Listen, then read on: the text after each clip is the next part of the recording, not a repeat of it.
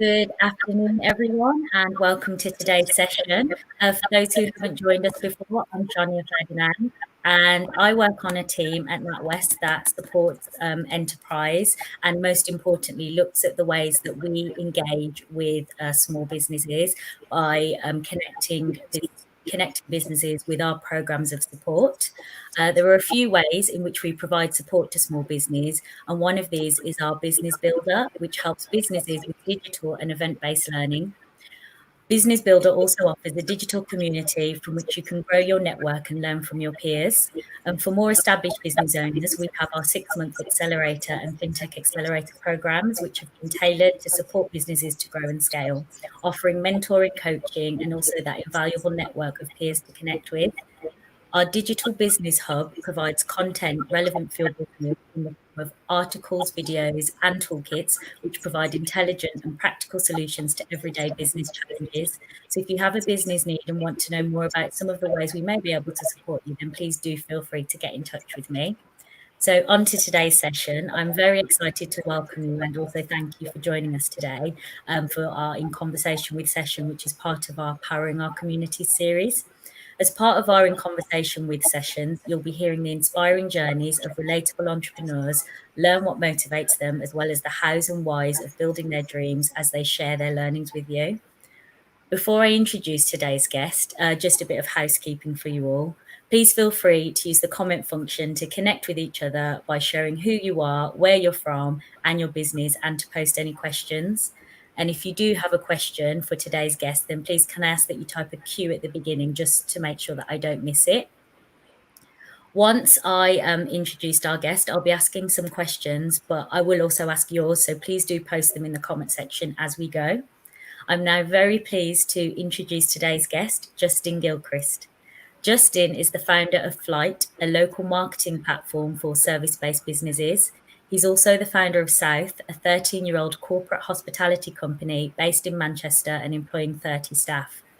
Previously, he co-founded and exited Centurica.com, a company specializing in technical due diligence for buyers of web-based businesses. And he's also the author of Digitally Wed, the complete handbook to help you get to grips with buying an online business. So without further ado, welcome, Justin. Hello, how are you today? Good morning. I'm doing really well. Thank you. How are you? I'm really well, thank you. So thank you so much for joining me. So I'm going to grill you for the next half an hour or so. And as I said, hopefully ask some questions from our guests as well. But I'd like to sort of take it back to the beginning almost.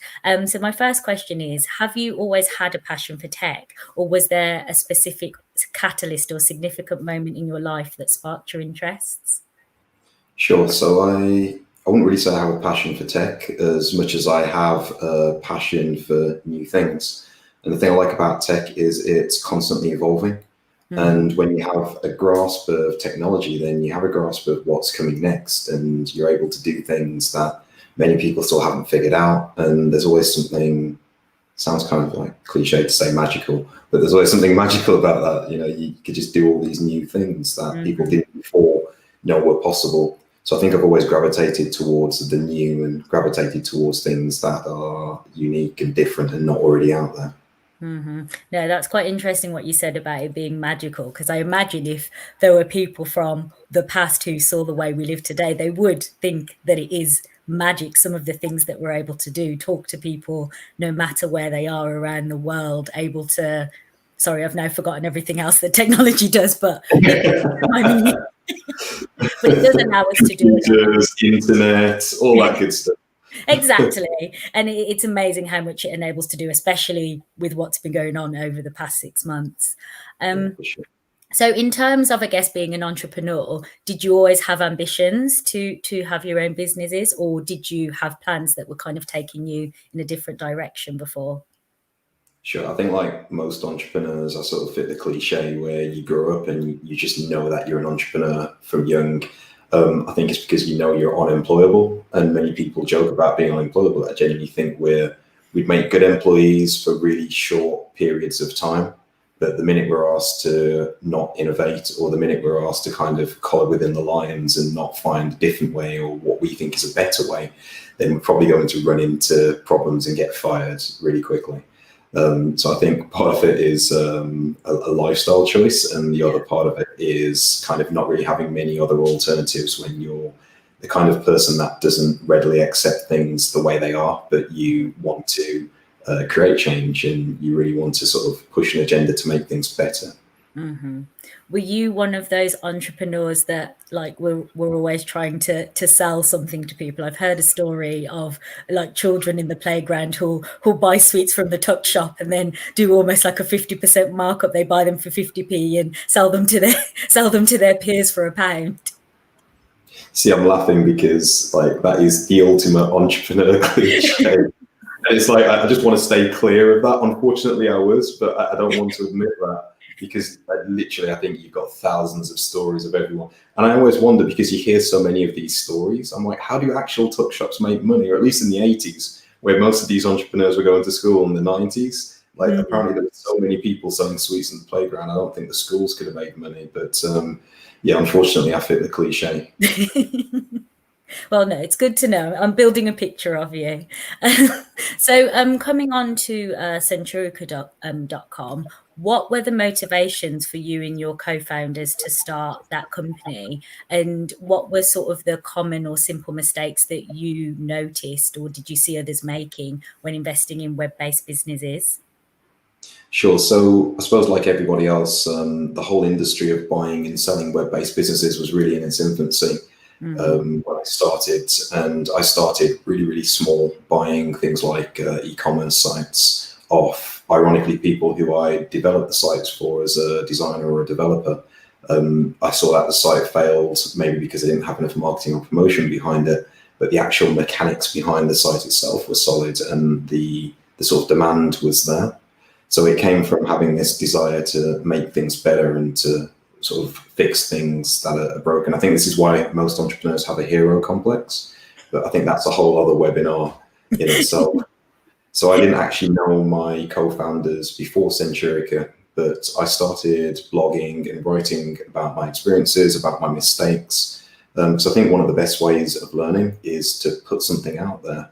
It's like if you have to understand the concepts, one of the ways you can really get to grips with how well you understand that is to explain it to somebody else. And then when they ask questions or they consequently don't understand something that you've explained, it forces you to really question your own assumptions about this thing you think you understand and maybe you don't. So it was the same with me. So blogging gave me a platform to really kind of play out my theories and play out my ideas. And so back then, blogging was a hard, harsh environment when it came to comments. So if you said something that somebody didn't like, you can guarantee there'd be a dozen annoyed commenters who would put you right real quick. But it's a great way to learn. You know, you either make your case and justify it, or you're put right. And so this enabled me to establish a reputation and to build an audience. But one of the main problems that we discovered is people who were buying web-based businesses often weren't technical people. So they were people who were maybe in their 50s, 60s, thinking of retiring, but they previously ran quite full-on careers or they ran businesses. And now they maybe didn't want the geography of having to travel, but they did still want to be with their finger on the pulse of running an active business. So we found a lot of people going into this, and they were going to their lawyers or their accountants for advice. And they would give good advice in a limited capacity, but where they were sort of falling short is in the technical knowledge, because obviously internet businesses have their own idiosyncrasies that you need to understand in order to know if you're buying a good business or not.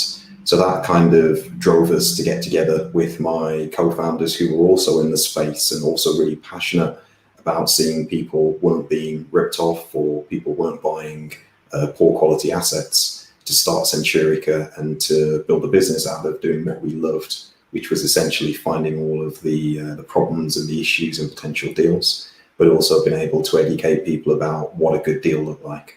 Okay. And when you were building that company, did you always have plans to exit it, or was that an opportunity that came up that it was just I can't say no at this point? I mean, I'll never build something with plans to exit in mind, but at the same time, I'm not one of those people who would say I'm never going to exit a business. You never know how your life's going to change and how situations are going to to sort of change and where you're going to be at that particular time. But when we built the business, my focus for any business really is getting early customers. And I think that was our focus for Centurica too. Anything else outside of that, anything else 5 years down the line didn't matter to us in the early days. It was purely about how can we prove the concept? How can we get early customers? And then everything else kind of happened organically from that.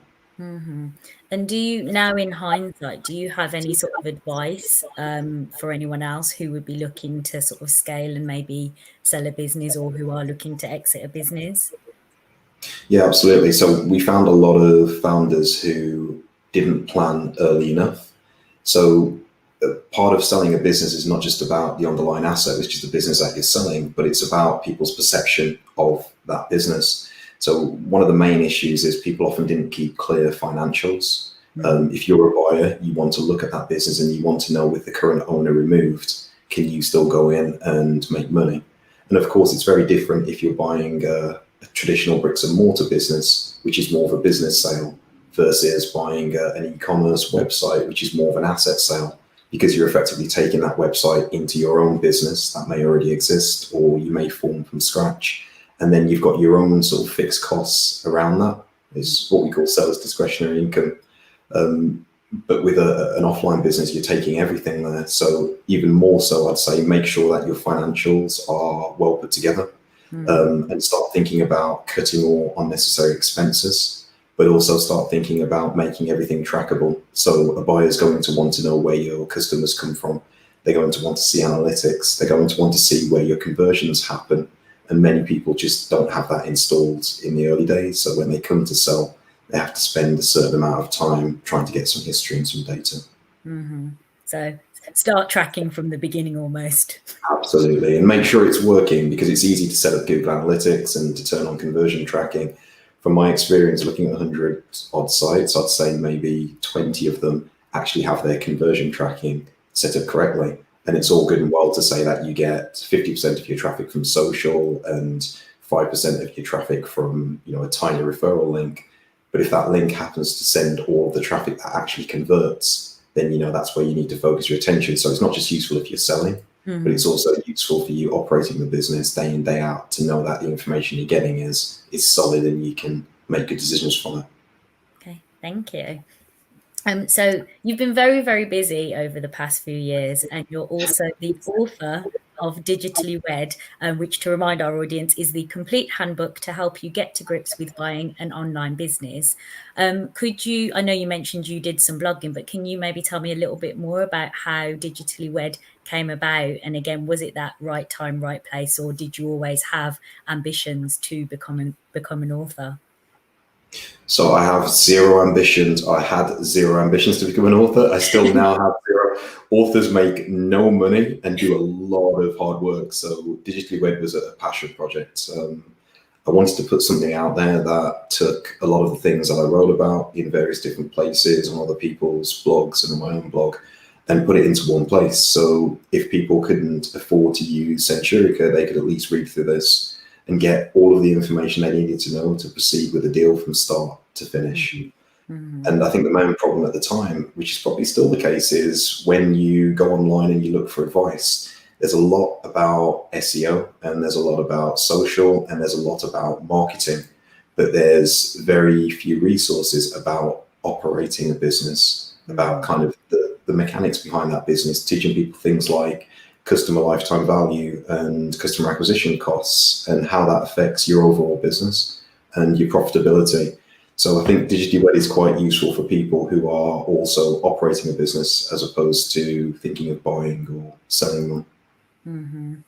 And so it sounds as though Digitally Wed, you said it was a passion project, but it sounds as though there was an element of wanting to give back. Would you encourage other entrepreneurs who maybe have niche knowledge that do you think that's an important thing for entrepreneurs to do, to have that element of wanting to give back in some form or other?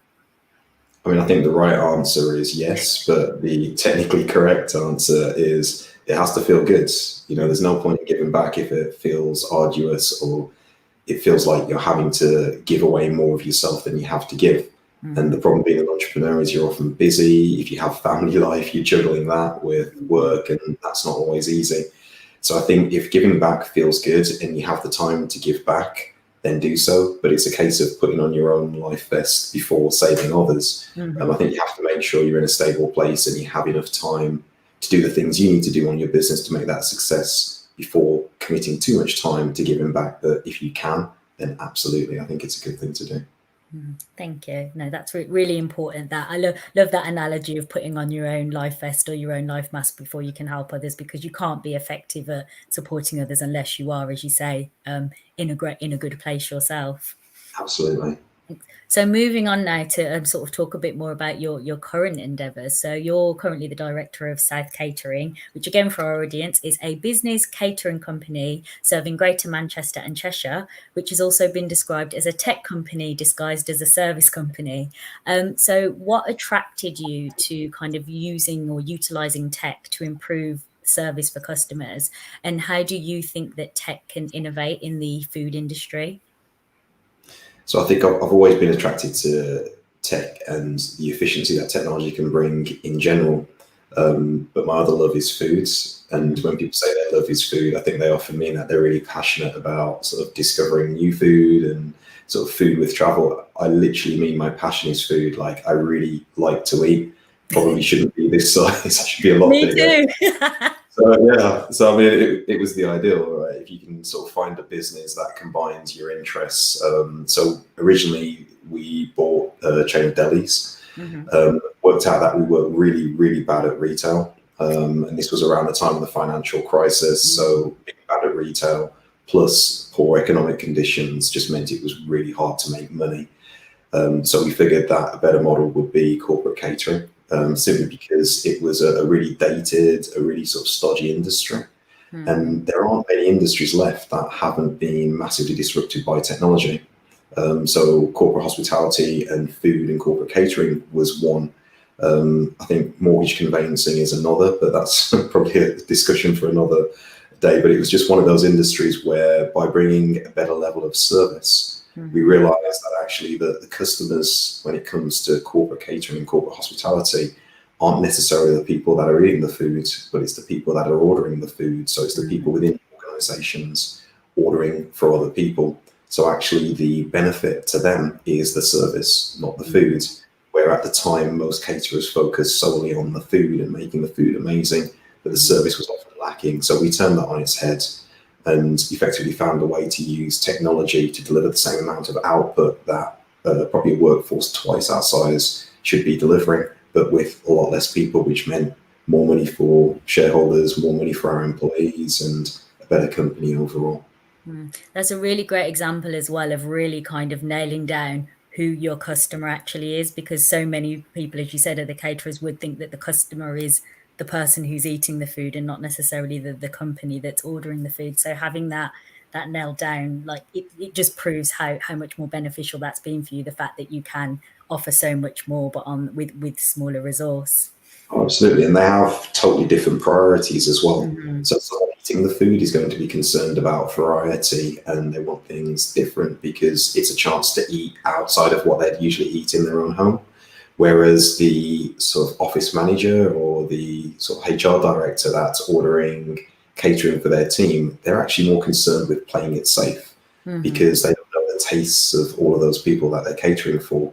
So actually taking a risk is contradictory to achieving their objectives. So we help them play it safe, but still keep the end user excited and delighted. It's a hard balance, but I think we've managed to strike that. It sounds incredible, actually. When I come to Manchester, I'm going to have to do some corporate, come to a corporate event in Manchester. That's if there's any offices left by the time you get here, or if everyone's just working from home by then. That's the future. There is that. We'll worry about that in 2021.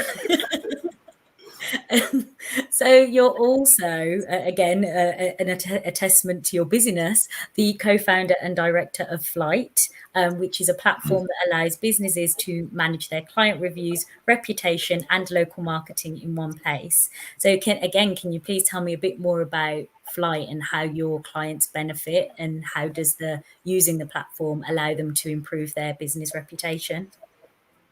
Sure. So Flyte originally started as a tool to help companies get better local presence through improving online reviews. And it was from our own, I think, as most things happen, it came from our own need where marketing is shifting, where sort of 15 years ago, marketing was all about SEO. And then it kind of developed in its complexity, and marketing became more about sort of content in addition to SEO, as well as social. And then it shifted again, and we saw things like paid acquisition become significant, and marketing automation started to play a part. But actually, there's lots of local businesses that are competing in a space where there's very little competition because many local businesses don't have the resources to create content. They don't have the budget to do paid acquisition. But then at the same time, there's very little for companies like Google that enable discovery, or Facebook, to judge these businesses on, because there's so little out there. So these companies created an environment where businesses are now being judged, or local businesses at least, are being judged on things like proximity, on how many other companies link to them in terms of directories. But one of the most important and one of the biggest changes is the fact that a lot of companies are judged not just by discovery engines, but by people on reviews. And I think we're now at the point where you probably don't spend more than £30-40 without consulting some form of online review first. I mean, I'll do it before making a £10 purchase. And you kind of think, right, all right, it's a false economy right now, based on my time, but people are quite obsessive about reviews.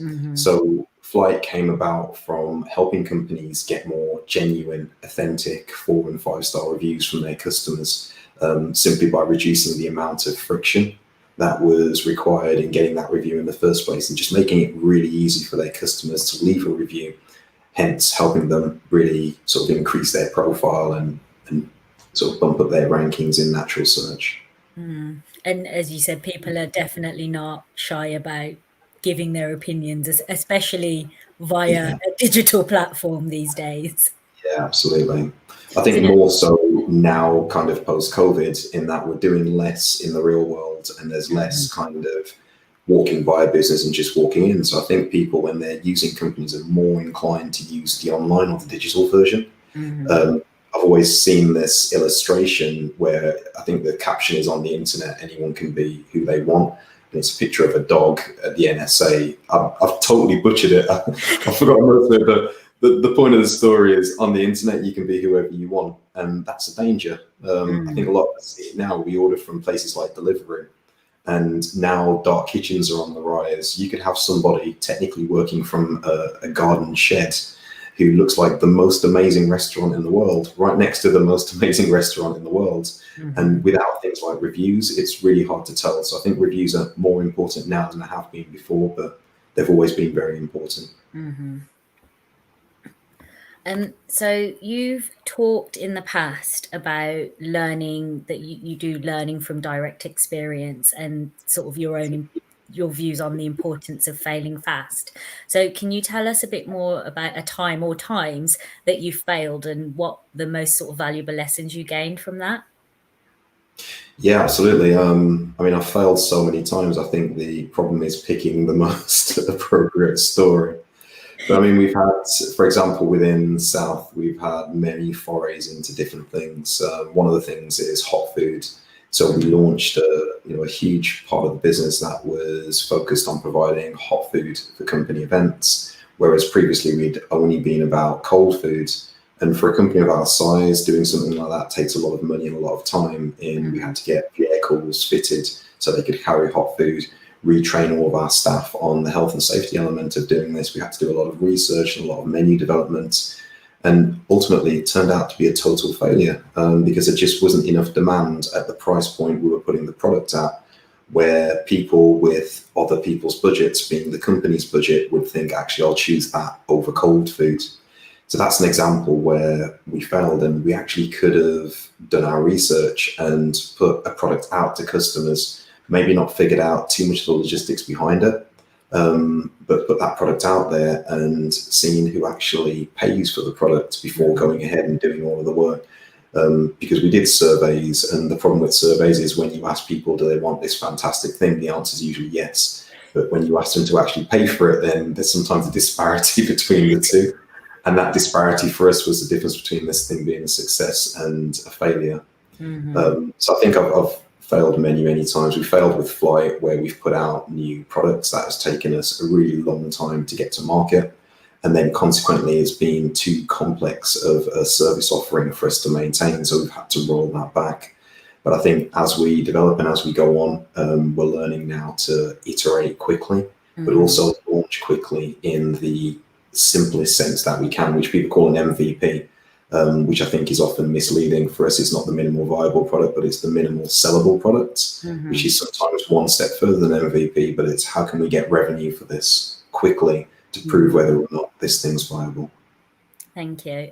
Deborah Millington just posted a comment saying the best lesson from failing in business is to fail fast, learn quick and move on. So absolutely. Agreement out there in our audience, but thank you. So you've become the go-to person for advice on buying, increasing profitability, and then potentially selling online businesses. What would you say were your secrets to your success with becoming that kind of go-to person in the UK? And what have been your entrepreneurial highlights throughout your career? I mean, ironically, it ties into the last question, where I've probably failed more than most people would be prepared to fail and still keep going. Or admit. Or admit. Yeah, I mean, we've made a lot of mistakes. I say we. It's always the royal we when I'm talking about mistakes. I've made a lot of mistakes. I think with buying and selling, a lot of it was not actually having the answers ahead of time. So because I started so early, I had no choice but to experiment and to iterate, to make mistakes. But that kind of obsession over data and numbers and feedback, making a decision and iterating, actually led me to figure out the answers rather than be told the answers. It's ironic saying that on a webinar where I'm here sort of, explaining what's worked for me. But I think actually the most value is taking input from what's worked for other people, but actually then figuring out your own formula. Part of the problem with the whole kind of industry for giving advice, especially around business and marketing, is that someone will usually come out and put something out there as this is the solution to X. And we see it all the time on Facebook, where someone will teach you the secret to Facebook ads or the secret to copy that converts. And the issue is when 1,000 people have bought that, I think all of your customers are probably going to get ad blindness when everyone's using the same method. So things rarely stay relevant on the internet. Things rarely stay relevant in terms of new technology, but they're always timeless lessons. So it's been able to separate the things that are evergreen and the things that are timeless and just about how business, life, nature works in general, from the things that are twists, the things that are technological hacks, and adding your own kind of secret sauce on top through experimenting with those things and keeping those things in mind, but not being afraid to iterate and do what works for you and your situation. And I think as well that what we talked about earlier, sort of before we were on the camera, and just that being flexible, like you seem to have that attitude of being able to, as you say, iterate, but kind of almost if something comes my way, then I'm flexible and can adapt to it. And I think that's something that is important. So we have a question from Paul for you, Paul Irving. Mr. Gilchrist, do you do mentoring? So I previously did mentoring through Business Growth Hub, which is a program set up. I'm not sure who funds it. I think it's EU funded, but it's a program in Manchester designed to help and further businesses. But as it stands outside of that, I don't currently. But I, at some point, will probably resume through Business Growth Hub. Well, I'm sure you'll have a long list of people, so. I also haven't been called Mr. Gilchrist unless I've done something wrong for ages. I always have that when people use my full name, because when I was young, it was always Shan and Shani. So if it was ever Shania, I get the sweat because I think I'm in trouble. It's a running joke in our office. Whenever someone screws up, like someone will come around the corner. So whenever I've made a mistake, I know someone's going to come around the corner and I'll be like, Mr. Gilchrist. Like, now. It was the royal we, it wasn't you. Yeah, it's your responsibility. But no, just to our audience, thank you so much for the few questions. If you have any more, please do share them. But I'll keep pressing up. Oh, 1 second. So Paul has another one. So is there anyone that you would recommend for mentoring, or I guess any maybe companies that offer mentoring? I know you mentioned UK Growth Hub. Yeah, absolutely. So, I mean, Business Growth Hub is one. I'm not sure how wide they span, whether it's something that's replicated nationally, whether it's just a Manchester thing. I'd definitely recommend the NatWest Accelerator program, simply because, not because we're on a NatWest podcast, but simply because it really is a good opportunity, not just for the mentoring and for the coaching, but simply because you get connected to a network of other people that are at various different stages in their business. And I actually think the most important mentoring isn't the formal mentoring relationships that you have, but it's those connections that you make with other entrepreneurs, because it's a case of in the NatWest Accelerator, you have a problem with your Facebook ads not converting a good enough CPM. There's a guy that does this every day, day in, day out, and he's probably right next to you, or used to be right next to you, but now he's on a webinar or a phone call away. And it's just really useful having those informal mentoring relationships, which are just people who have done it, who have been there, that can give you their perspective and their feedback. So I'd say rather than only looking at direct mentoring, I'd look at things like accelerator programs and sort of business groups, and maybe look for advice and sort of guidance from people that have done it that way. Thank you.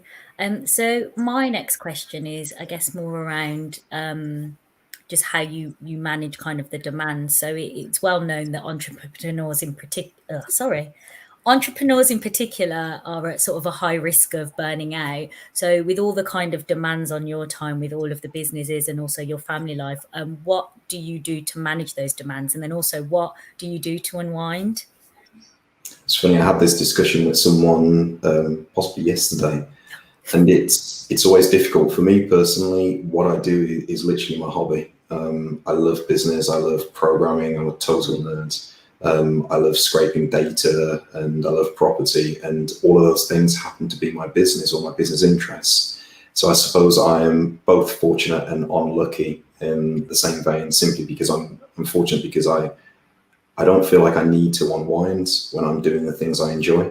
And not everything I do day to day in business is things I enjoy. I mean, I despise anything to do with HR. Fortunately, I have a HR manager who's amazing and takes away most of that responsibility. Bookkeeping bores me to death. And again, I've got great sort of finance people. But there are always things that you'll need to do that are more chores and minutiae than things you enjoy. But for me, I'd say 70% of my day is doing things like writing code or studying what's going on with our latest marketing campaigns or designing creative. And these are all things that I would naturally do as a hobby if I had the choice. But outside of that, I have 2 kids that keep me active and sort of grounded in the sense of work-life balance. And I think that's useful for not giving me a choice, but forcing me to take that time out. So weekends are always sacred. I don't work on the weekends. I always spend time with them. And I think that for me is my unwinding, alongside things like reading and catching up with friends and socializing and all the normal, regular, boring stuff. I read a post that you wrote when I was doing my research for this conversation, and I remembered seeing something that made me smile. I think about you watching Frozen with your daughter. I don't know if this was a few years ago, and it made me think, he's my kind of person, watching to unwind. I need to search and scrub some things from the internet. You're ruining my street cred. I've never watched Frozen. Just to Sorry, shouldn't have brought it up. It's not like this will be on YouTube forever. I've genuinely seen Trolls World Tour about 57 times now. It's amazing. Kids love repetition, and you have to kind of immerse yourself in that and just accept that. For you, you've seen it 57 times. For them, it's like the predictability is actually the thing that rewards them and the thing they like. So yeah, you've got to get used to that real quick. Do you find yourself ever accidentally singing the songs like when you're supposed to do something else? Walking down the road and break out into show tunes? No. Sorry, can't stop laughing. So over the last few years, we've seen an increase and focus on the importance of diversity in business, but also on representation.